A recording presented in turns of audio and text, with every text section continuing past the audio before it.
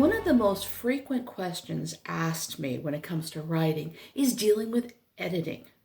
How do I edit my book? Do I pay for an editor? Do I use beta readers? Or do I use a critique group? Well, all those are viable options. In many ways, it depends upon your personal choice. During my writing career, I have dealt with many in-house editors, including some at the Big Five in New York, and the editor assigned to me when my first book was published back in 2009. Now, one of my agents said the advice she gave me is not to pay for a freelance editor, because once your book is accepted by a publisher, it won't be to their standards, and the in-house editor is going to change it. So I didn't pay for an editor. Now, you can do that because there are a lot of good freelance editors out there now. This was quite a few years ago. And so I would say test the editor. If they're a good, reputable editor, they will be willing to give you a sample before you pay for anything. Because you have to understand, if you're dealing with a freelance editor, there is no guarantee. There is no money-back satisfaction guarantee. You pay them and you get what you get.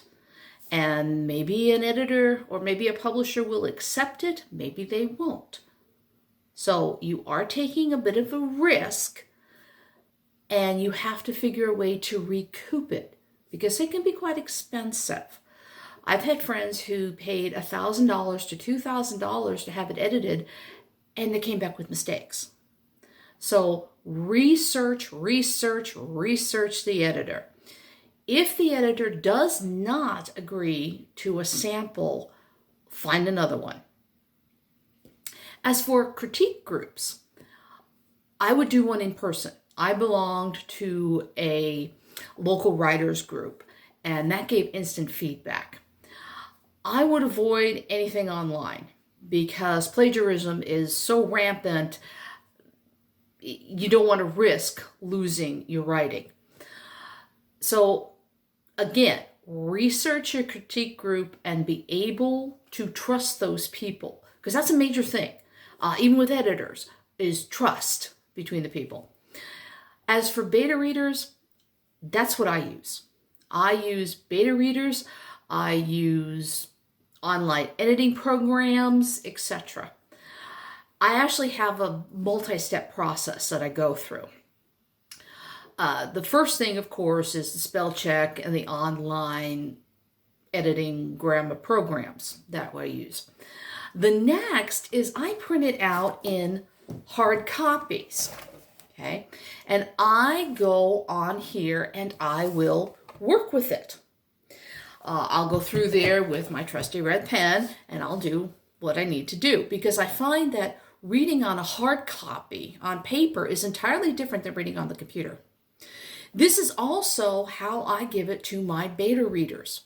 I do not send PDFs. The people I use are local, so I can physically hand them a notebook and say, here it is, write your notes, do your crossing out, whatever you need to do, and hand it back to me.